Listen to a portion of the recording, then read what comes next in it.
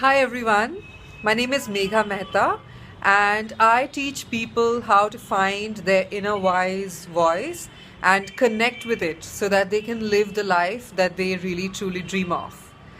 And today I want to talk to you about a little tip which is actually worth, I think, millions of dollars or more, because this is the one thing that can actually help us to figure out how to actually stop getting stuck every now and then.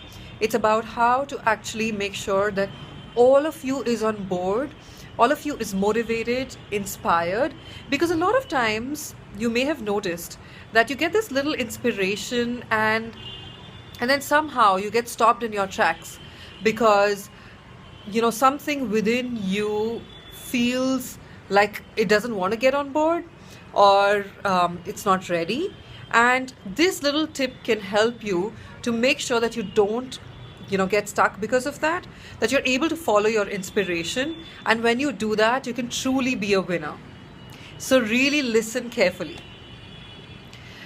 Now, there is a part of us that is our heart or our inner wise voice that actually gives us the inspiration to do different things, brings up the new ideas, really, really amazing things for us. And have you noticed that after that first spark of inspiration, something will come in the way and then stop you somewhere, and somehow you will not go ahead and do it because that voice is now talking about all the doubts, how your idea is really stupid or really silly for whatever reason. And I just want you to remember this little trick. Name that little voice of yours. So this voice of yours that has the doubt, or makes you think small, wants you to stay stuck. Name that voice. Some people call it the small self. Some people call it the inner critic.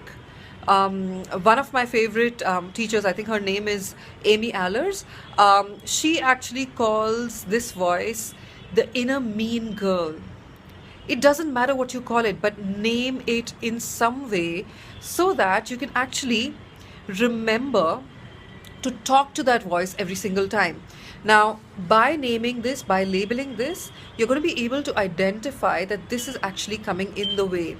And when that happens, you're like, oh, this is not coming from my wisest, deepest heart, but it's actually coming from a voice that is small, limited, wants to keep me stuck. And so, okay, fine. So this is not something that I'm going to worry about too much. I'm going to still listen to it. I'm going to still acknowledge that it has something to say. It most likely springs from my fears, but I'm not going to let this inner mean girl, this small voice, be the one that's going to drive my actions today. That's going to be the one that's going to decide what I'm going to do with my day today or with my life in general. So remember to name. So one step is to name that voice, and the second step is to acknowledge that voice, and the third step is to make sure that you don't allow it to take the driver's seat. It can be there, it can inform you of whatever fears it has, but that's about it. That's its job, and then it's done.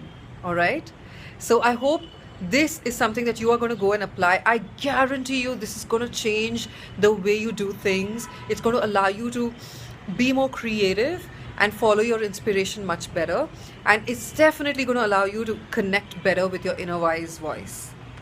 I'll see you on the next video. Until then, be unstoppable. Bye bye.